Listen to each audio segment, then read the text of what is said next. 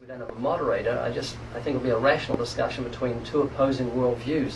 So I'd like to start the ball rolling by asking... runs the flag. That's reassuring. I thought it was because you like stomping on Christians. It seems clear that he likes stomping on the irrationality of religion, the irrational construct that's contained within your mind. I think we should leave persecution of those who are not like-minded to the true professionals, you the religious. Unknowns and unknown unknowns. But I could have stopped you there because I know what was in the beginning. You don't know. I know what was in the beginning. In the beginning, God created the heavens and the earth. You don't know, I do. And there you have it. I'm glad he cleared that up for us. that was easy. Raymond here has done a complete end run around all of intellectual achievement, all of scientific history, and replaced it with this dusty myth he insists on adhering to. When he says he knows something, he's not using that term the way a scientist or any other reason-based individual would use it. He's actually convoluting the meaning of the term to mean exactly the opposite, rather than forming conclusion based on intellectual observation and logic. He's actually using it to subvert that entire process. He wants you to believe that there's something superior to reason and logic.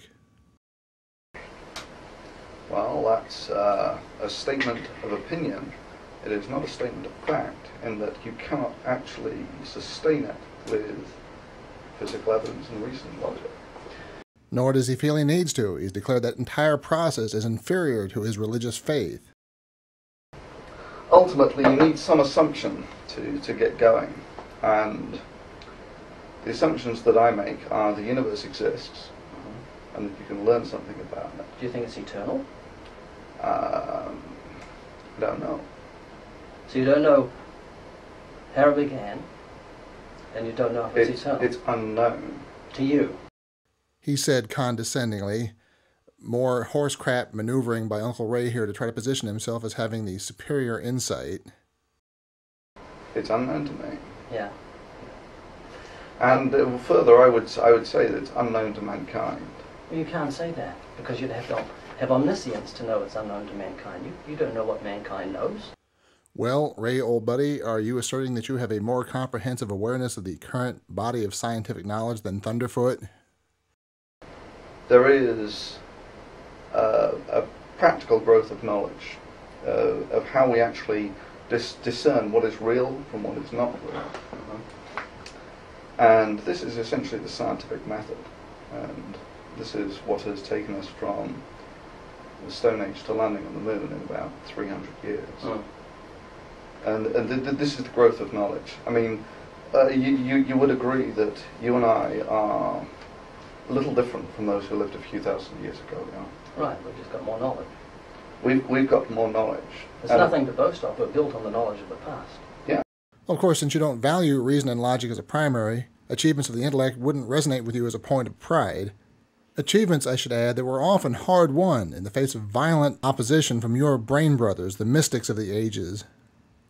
The point being that it is possible for mankind to use his mind, to use a scientific method, to gain knowledge about the universe around him. And further, that mysticism, your brand or any other, does not represent a superior or even valid alternative. As you'd expect, this sloppy, disjointed methodology, disconnected from logic, manifests itself quite visibly. You can find he and his little buddy Kirk Cameron put their lack of intellectual rigor on display in their debate with the Rational Response Squad on YouTube, where they make the ludicrous and disingenuous claim that they can prove the existence of God without any reference to faith. And of course, their methodology falls completely apart under scrutiny.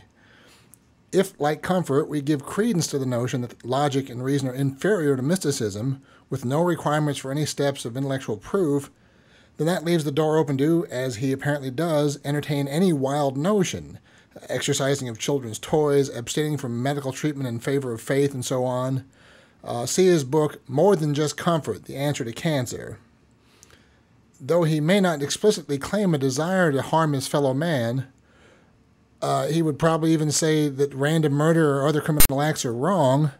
The fact that he advocates such an anti-intellectual stance, that he wants you and your children to abandon reason and logic, makes him mankind's enemy, even if he himself lacks the acumen to grasp that he's a vector for passing on his intellectual disease. Now, while comfort may not be a whining, abrasive putz on the order of Sean de la Venom Fang X, a more congenial manner doesn't alter the fact that they're intellectual kin. As such, I don't believe you're ever going to make any real headway with someone like him. His psychology is too far gone to correct. I believe an exercise like these debates with Thunderfoot mostly serve to put his flawed methodology on display. Thunderfoot is speaking a language Comfort doesn't grasp and has no interest in grasping. I don't find myself in a big hurry to watch the rest of these installments because I'm predisposed to assume that no real headway is made toward moving Comfort away from his notions. And if anyone can tell me otherwise, I'd be curious to see it.